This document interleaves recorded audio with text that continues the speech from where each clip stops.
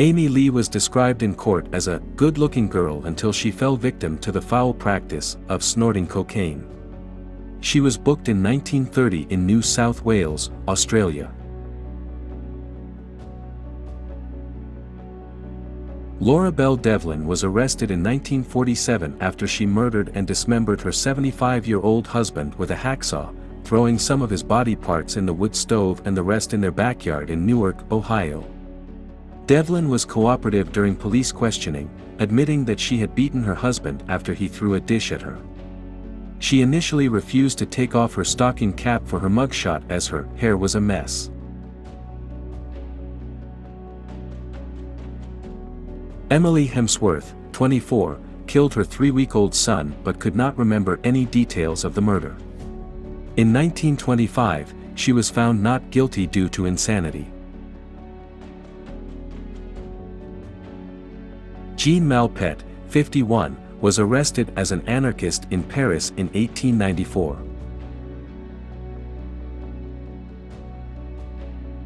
In 1923, Clara Randall reported to New South Wales police that her flat had been broken into and a quantity of jewelry stolen. It was later discovered she had pawned the jewelry for cash.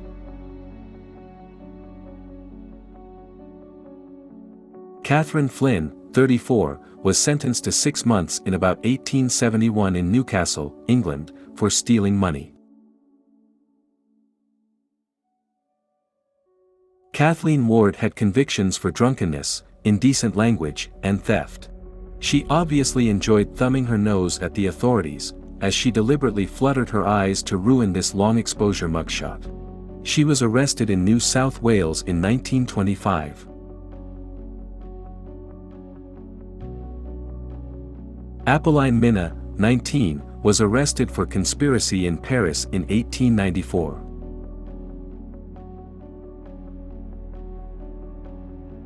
Dorothy Mort, 32, was convicted of murdering her lover, a young doctor named Claude Tozer, in 1921. Teenager Annie Gunderson was charged with stealing a fur coat from a Sydney-based department store in 1922.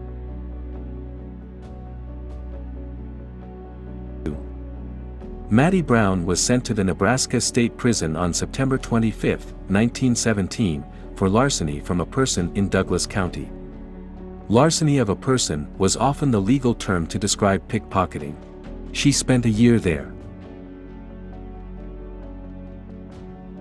Isabella McKay was arrested for stealing a sealskin coat in North Shields, England, in 1915.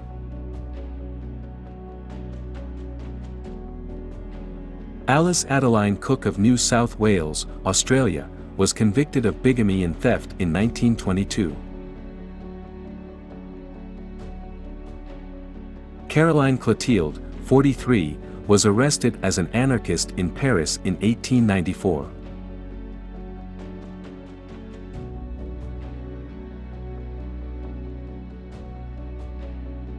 Ruby Fox, right, and Myrtle Hetrick, left, were convicted of escaping from custody after they broke out of Nebraska's reformatory for women in York. Fox was serving time for breaking and entering while Myrtle for vagrancy. With the aid of an unnamed man, the two fled Nebraska in an automobile but were later captured in Wyoming. After their arrest, both requested to go to the Nebraska State Prison instead of returning to the women's reformatory. Jenny Lester was arrested in March 1914 in Nebraska's Phelps County for enticing to illicit intercourse. She was sentenced to 1 to 3 years in the Nebraska State Prison. Unidentified female convict smiling as her mugshot was taken in 1943.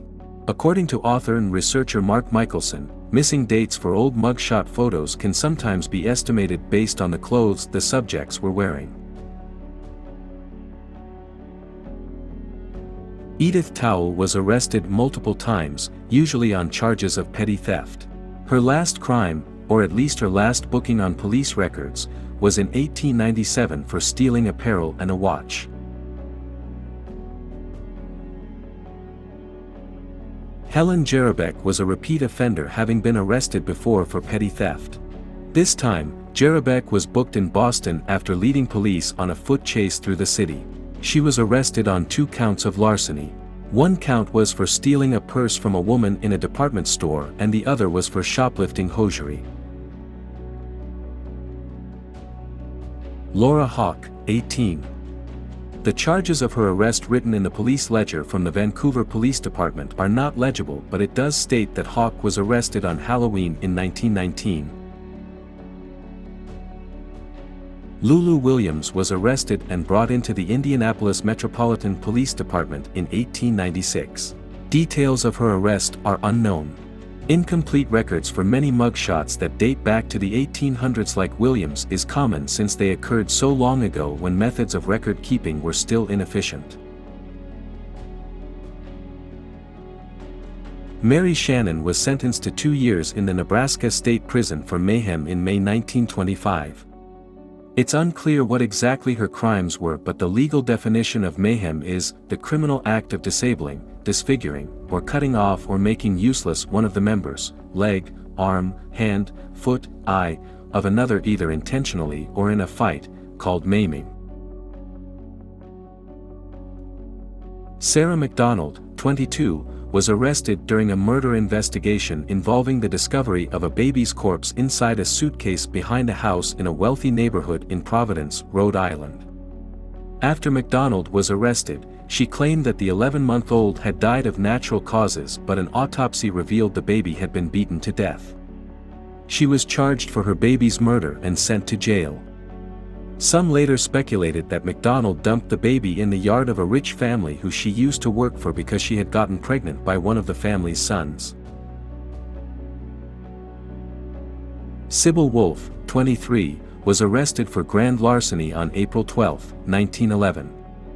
According to police records, she gave birth in the Clark County Jail 6 days after her sentencing.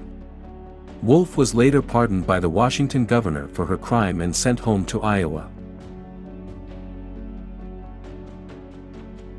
Lola Lopez was arrested after her partner Cesareo Estrada robbed and killed a man in the Null rooming house of Sidney, Nebraska, on January 9, 1922. The partners in crime fled the scene but were later discovered in Colorado. During trial, through an interpreter, the Mexican-born Lopez pleaded not guilty but admitted that she knew of the murder. She served 2 years, 2 months, and 22 days.